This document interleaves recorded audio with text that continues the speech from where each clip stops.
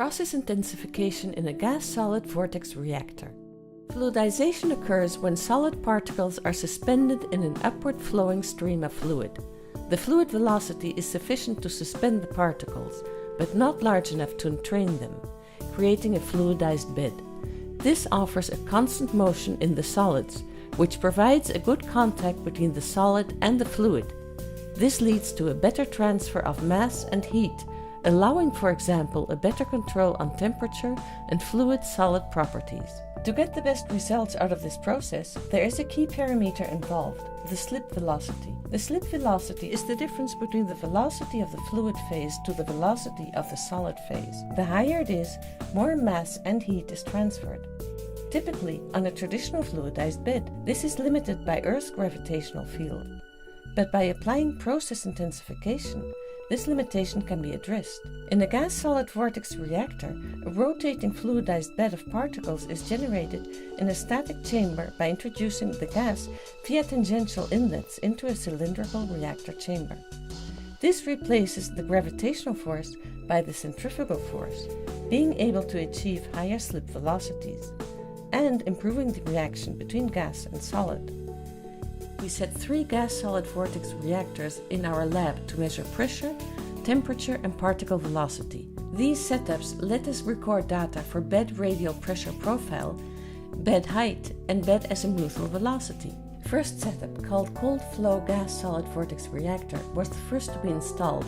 It acted as the proof of concept, and it is used for hydrodynamic studies and an ambient temperature, measuring pressure profiles, solid loading and particle velocity. Particle velocities are measured by particle image velocimetry, a technique that uses high-speed camera and laser light to calculate particle displacements. These measurements are used to validate simulations of the flow made by computational fluid dynamics, which is capable to predict very complex flow fields, even in combination with heat transport and reactions.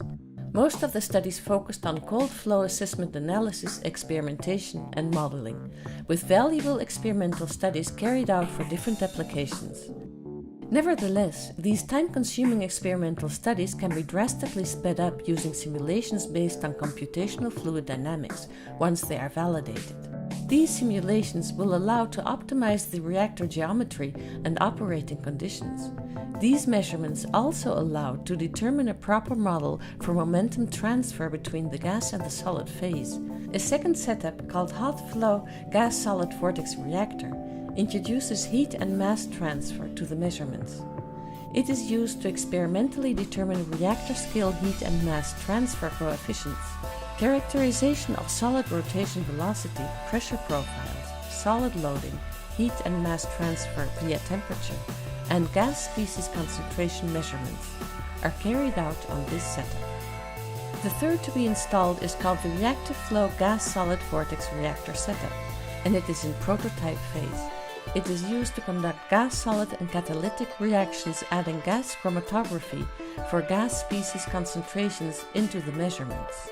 Results have been obtained in a wide variety of situations, and they have not only met expectations but opened new possibilities in the design of gas-solid vortex reactors. In our lab, we are currently working on a patent of a new design to enhance the effectiveness of the reactor itself. This leads the way to a more efficient and sustainable world for all of us. All thanks to